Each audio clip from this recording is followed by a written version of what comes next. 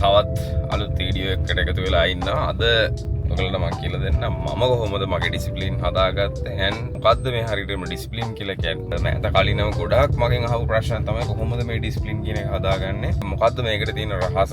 Discipline එක තමයි maintain කරගන්න අමාරුම සහ කරන්න අමාරුම දේ කියලා. ඉතින් මම ඒක කරපු විදිහ සහ මම ඒක ලර්න් කරගත්ත විදිහ සිම්පල් ටර්ම්ස් වලින් මම කියලා දෙන්න බලන්නම්. ලර්න් කරගන්න දෙයක් තිබ්බොතින් වැලියබල් කන්ටෙන්ට් කියලා පල්ලෙහාට කමෙන්ට් එකක් දාගෙන යන්න. මුලින්ම කියන්න ඕනේ ඩිසිප්ලින් කියන එක හැමදාම ඔයා එකම විදිහට වාට කරගෙන යන්න පුළුවන් දෙයක් නෙමෙයි වෙන්න පුළුවන්. උදාහරණයකට දැන් අද මම ඇත්තටම කිව්වොතින් අද පාන්දරින් අද ජිම් එකට යනවා. අද දැන් වෙලාව 6යි. අද පාන්දර යන්න හේතුව තමයි අද මට ස්පෙෂල් වැඩ ටිකක් තියෙනවා. උදේ 8ට 9ට විතර පටන් ගන්න තියෙන. වෙනදාට හැබැයි මම 7-8 වගේ ජිම් එකට යන්නේ. හැබැයි දැන් ඊයේ යන්න හම්බුන්නේ නැහැ මට. පෙරේද යන්න හම්බුන්නේ නැහැ. හැබැයි මම ඊයේ රන් එකක් දැම්මා. මම ජිම් එකම උදාහරණයකට ගන්නම්. ඇත්තට මොකද 2007 වගේ ඉඳලා මම ජිම් එකට යන්න පටන් ගන්නවා. 2007 කියලා කියන්නේ මම grade 7. හැබැයි කවදාවත් කන්ටිනියස්ලි යන්න හම්බෙලා නැහැ. එක දිගට මාසයක් යනවා වෙන්න පුළුවන්. සමහරක් වෙලාවට මාස දෙකක් යනවා වෙන්න පුළුවන්. මාස 3කුත් යන වෙලාවල් තියෙනවා. හැබැයි ආයෙ බ්‍රේක් වෙනවා. ආයෙ සමහරක් විට අවුරුද්දකින් නැත්නම් දෙකකින් පටන් ගන්නවා වෙන්න පුළුවන්. අර කන්ටිනියස් ප්‍රෝසෙස් එකක් නෙමෙයි වගේ තැනක තමයි තිබ්බේ.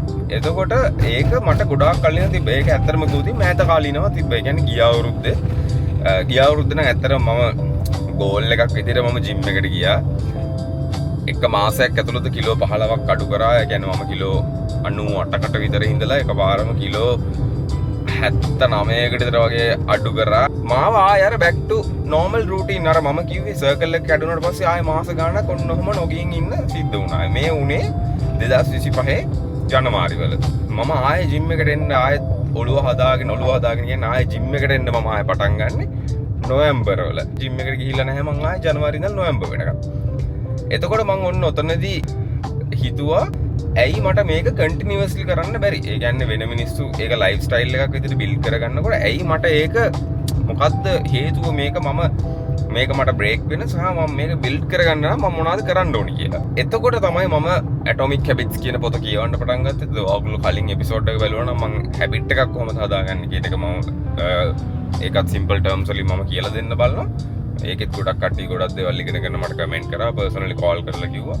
ඉතින් ඔයාටත් ඒ වීඩියෝ එකත් ඕනනම් ගිහලා බලන්න පුළුවන්. තවත් හෙල්ප්ෆුල් වෙයි ඔයා ඩිසිප්ලින් බිල්ඩ් කරගන්න හිතන් ඉන්න කෙනෙක් නම්. ඒ කියන්නේ මිනිස්සු ඩිසිප්ලින් බිල්ඩ් කරගන්න මොන වගේ දේවල්ද කරලා තියෙන්නේ කියලා හොයනකොට මට හම්බුන දෙයක් තමයි ඕනම දෙයක් ඩිසිප්ලින් බිල්ඩ් කරගන්න වා හිතන් ඉන්න ඕනම ටාස්ක් එකක්. ඒක ජිම් යනවා වෙන්න පුළුවන්, පොත් කියවනවා වෙන්න පුළුවන්, කියන්නේ ඩේලි පොතක් කියවනවා වෙන්න පුළුවන්. ඒ වගේ ඔයා ඩිසිප්ලින් එක බිල්ඩ් කරගන්නේ මොනවම හරි දෙයක්. සමහරක් වෙලාවට ස්මෝක් කරන එක නතර කරන්න වෙන්න පුළුවන්. කම්ෆර්ටබල් zone එකේ තියෙන දෙයක් නෙමෙයි ඔයා කරන්න යන්නේ. ඒ කියන්නේ ඔයාගේ කම්ෆර්ටබල් zone එකේ තියෙන දෙයක් කඩා ගන්න තමයි ඔයා ඩිසිප්ලින් එක බිල්ඩ් කරගන්න යන්නේ නේද? ඒ කියන්නේ දැන් හිතන්න උදාහරණයකට දැන් මම ඕවර්වේට් හිටියේ. ඒ කියන්නේ මම ඉන්න ඕනේ බරේ නෙමෙයි, මම වැඩිපුර බරක හිටියේ. and one junk foods කනවා. එතකොට මගේ බර වැඩි. මම මහතයි. එතකොට දැන් මම මගේ weight එක අඩු කරගන්න ඕන නම්, මගේ fat එක burn කරගන්න ඕන නම්, මම හරියට කන්න ඕන නම් එතකොට මොනවාද? මං අර කටර රහ කෑම නතර කරන්න ඕනේ. උදේට ගිහිල්ලා අමාරුවෙන් workout කරන්න ඕනේ. දාඩිය යවන්න ඕනේ ඇඟෙන්. එතකොට ඒක කරන එක ලේසි නෑනේ. පීසා එකක් කන එක තරම් ලේසි නෑනේ. පීසා එකක් කන්න එන ලේසිනේ. රහයි නිකන් ඉඳගෙන කන්න තියෙන්නේ. මම එහෙම කාපු කෙනෙක්. මම දැන් එහෙම කන්නේ නෑ. එහෙමයි කියලා නොකා ඉන්නව නෙමෙයි. දැන් පෙරේදත් මම පෙරේදා රෑ පීසා කෑලි දෙකක් කෑවා. හරිද? දැන් මේක ප්‍රියන් බලනවනේ. මම පෙරේදා එහෙම කෑවේ හේතුව මම වැකේෂන් එකකට ෆැමිලි එකත් එක්ක හික්කඩුවේ ගිහලා හිටියේ. ෆැමිලි එකේ කට්ටිය පීසා ඕඩර් කරා.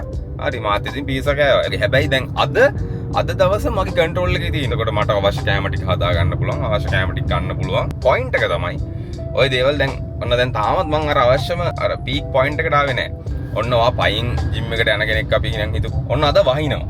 දැන් සීතලක් තියෙනකොට උදේට වහිනකොට දැන් පොඩ්ඩක් ඇඟට චුට්ටක් අර කම්මැලි ගතියක් වගේ එනවනේ. ඒ වෙලාවට ඔයා සමහරක් වෙලාවට අද යන්න ඕනේ. අද වහිනවත් එක්කනේ සීතලත් එක්ක අද ඉන්නවා.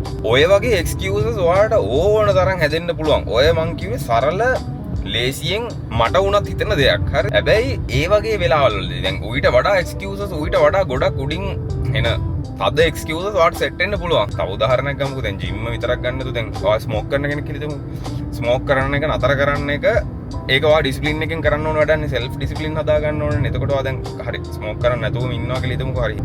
ඔන්න සිගරට් බොන යාළුවෙක් හම්බ වෙනවා. එතකොට ඔයා ටක් ගාලා අද ඉතින් යාළුවොත් බොනවා. ඉතින් අද ඩ්‍රින්ක් එකක් දාන දවස අද ඉතින් බොන්න වෙනවනේ කොහොමත් නේ. අද බොන්න නැතුව ඉන්න හේතුව නැහැ. ඒ හින්දා මං අද බොනවා කියලා වගේ හිතෙන ඔන්න ඔය වගේ අවස්ථාවල් තියෙනවනේ. ඒ කියන්නේ අද එක්ස්කියුස් එක හෙනම රීසනබල් කියලා හිතෙන අවස්ථාවල් වල අන්න ඒ තැන්වලදී තමයි ඔයා ඒක ඇත්තටම කරන්න නැතුව ඉන්න ඕනේ. එක්ස්කියුස් එක හැදෙන තැන් තියෙන්නේ. හදිසිය හැදෙන දෙයක් කියලා හිතමු දැන් අර්ජන්ට් වැඩක්. ඔයා ඒ වෙලාවට හිතන්න ඕන හරි මට දැන් අද ජිම් එකට යන එක කැන්සල් කරලා නම් මේකට යන්න වෙන්නේ. මම ජිම් එකට යන එක මොන වෙලාවටද දාගන්නේ. අපි හිතමු දැන් අම්මව ડોක්ටර් ගාවට එක්කන් යන්න ඕනේ කියලා වගේ නේ. එනම යන්න වෙනවනේ මේ වගේ දෙයක් ඔයාට ඉග්නෝර් කරන්න බෑනේ. එහෙනම් මම අද හවස 5ට අනිවාර්යෙන්ම යනවා. එතකොට හවස 5ට වට ඒ වෙලාවේ වැඩක් නැත්තම් ඔයාද ඒ වෙලාවේදී යොදාගත්ත වැඩක් නැත්තම් ඔයා ඒ වෙලාවේදී හිතන්න ඕනේ මම අද හවස 5ට යනවා ජිම් එකට එන්න. කියලා ඔයා ඒක ලොක් කරගන්න ඕනේ and ඔයා ඒකට හොනර් කරන්න ඕනේ. ඒ කියන්නේ ඔයා ඒකට ඒ තීරණයට ගරු කරන්න ඕනේ. ඒ කියන්නේ එක්ස්කියුසස් හදන තැන් ඔයාට රීසන්ස් බිල්ඩ් වෙන තැන් අර අද මේක කරන්න ඕනේ නැහැ. මම කලිනුත් කරානේ. අන්න ඒ තැන් වලදීම පමණයි ඔයාට ඩිසිප්ලින් එක හදාගන්න පුළුවන්. ඒ තැන්වලදී තමයි ඔයා තීරණය කරන්න ඕනේ. ඒ තැන්වලදී තමයි ඔයාට ඒක එක්ස්කියුස් බිල්ඩ් වෙන තැන්වලදී නෑ මම මෙන්න මේ වෙලාවට අද දවස් මම මෙන්න මේ වෙලාවට මේ දේ කරනවා. නෑ අද මම මේ කම්මැලිකම කඩනවා මම අද මේක කරනවා. අන්න ඒ වගේ තැන් ඔයා දිගටම කරන්න ඕනේ. කියන්නේ ඒ වගේ තැන් තමයි අර කම්පවුන්ඩ් ඉන්ට්‍රස්ට් එකක් හැදෙනවා. අර වැල් පොලි හැදෙනවා කියලා කියන්නේ අන්න ඒ වගේ දෙයක් ඒක. ඔයා ඒක කරන්න තමයි ඒකේ තියෙන බලය වැඩි වෙන්නේ. ඔයා හිතන්න ඩිසිප්ලින් කියන එක ඔයාගේ ආම් එකක් කියලා. ඒක හොඳටම ට්‍රේන් වෙන්නේ. ඒක ඒ ආම් එක හොඳටම වැඩ කරන්න පටන් ගන්න. හිතන්න ඔයා බරක් උස්සනවා හැමදාම මේ අතෙන් බරක් උස්සනවා. එතකොට ඒ බර උස්සන්න තමයි ඔයාට තව වැඩිපුර බරවල් උස්සන්න පුළුවන් වෙන්නේ. ඩිසිප්ලින් කියලා කියන්නේ ඔයා හිතන්න අන්න ඒ වගේ ආම් එකක් කියලා හිතන්න. ඒ වගේ මසල් එකක් කියන්නේ. හිතන්න එතකොට ඒ වගේ තැන්වලදී ඔයා ඒක ට්‍රේන් කරන්න තමයි මේ මසල් එක බිල්ඩ් වෙන්නේ. මේ මසල් එක තව ස්ට්‍රෝං වෙන්නේ. තව පවර්ෆුල් වෙන්නේ. ඒක තමයි මම දැනගත්ත විදිහ මම ඒක ලර්න් කරගත්ත විදිහ සහ මම මේක කියලා දෙනකොට ඒක මම දන්නා ඒක මගේ ඔළුවට තව හොඳට යන්න ඕනේ. මමත් තාම මේ ජර්නි කියන ගමන් ඉන්නේ. මම අර පොත වීඩියෝ එක බලනවා මම දන්නා මේක go through කරන එක. and මේ ජර්නි එකේ යන්නේක තමයි වැදගත්. ඔයා මේක ස්ටික් වෙලා ඉඳගෙන මේක ඇතුලේ යන්නේක තමයි මේක එක්ස්පීරියන්ස් කරගෙන යන්නේක තමයි වැදගත්. තව හොඳ තේන් සාකල උදාහරණයක් කියන්නද? හරිද? මම මේක මගේ යාළුවන්ට එහෙම කියන දැක් කතා කරලා හෙව්වොත් එහෙම කියන දැක් හරිද? කාටුන්ස් වලද එහෙම දැකලා තියෙනවද? අර මේ පැත්තෙන් සුදු පාට දේවදූතයෙක් වගේ ඉන්නවා. මේ පැත්තෙන් තව අපේ ඉන්නවා නිකන් සාතන් වගේ යකෙක් වගේ කෙනෙක් ඉන්නවා. නැත්නම් මේ පැත්තේ ඉන්නේ දේවදූතයෙක් කියලා. ඒතෝ දේවදූතයාට හැමතිස්සෙම කියන්නේ හොඳ දේ කරන්න කියලා.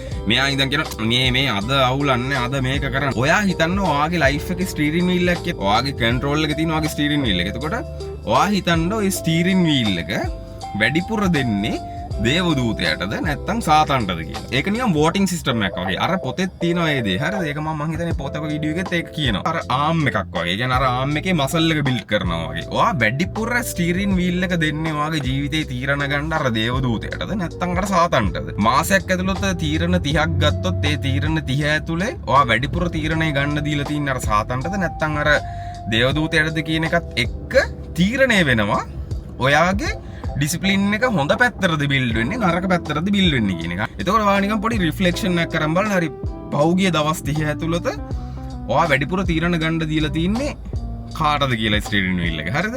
එතකොට ඒක වෝටින් සිස්ටම් එකක් කියලා තියෙනවා. ඒක ආම් එකක් කියලා හිතන්න. ඒක ඔයා වැඩිපුර කරන්න. ඒක වැඩිපුර වෝට් එක ඔයාගේ හොඳ පැත්තට හම්බෙන්න ඔයාගේ අර ඩිසිප්ලින් ආම් එක හොඳට ස්ට්‍රෝං වෙනවා. ඩිසිප්ලින් කියන එක ගැන කියන්න කියලා ක්‍රීම් එක වගේ කියලා කිව්වොත් මෙන්න මේක තමයි පොයින්ට් එක. මේ channel එක subscribe කරලා තියාගන්න. ඔයාලට මම ඉස්සරහටත් මේ විදිහට වැදගත් මොන හරි දෙයක් ආවොත් කියන්නම්. ඔයගලන්ට තව මොන හරි විශේෂ දේවල් දැනගන්න දෙයක් තියෙනවා නම් කමෙන්ට් එකක් දාන්න. ගොඩ දවසකින් වීඩියෝ එකක් හරියට දාන්න උනෙත් නෑ පොඩ්ඩක්. දැන් චොක්ටර් ටයිටන් අර මම කලින් කිව්වා වගේ ඒක බ්‍රේක් වෙන්න පුළුවන්. හැබැයි පුළුවන් හැම අවස්ථාවකදීම අර මේක කරන්න ඕනේ. හරිද? ඒක තමයි මේ කරන්නේ. වැදගත් දෙයක් අනිවාර්යෙන් ඉගෙන ගත්තා නම් valuable content කියලා කමෙන්ට් එකක් දාන ගමන් ඊළඟ වීඩියෝ එකේදී හම්බ වෙනකන් ජය වේවා.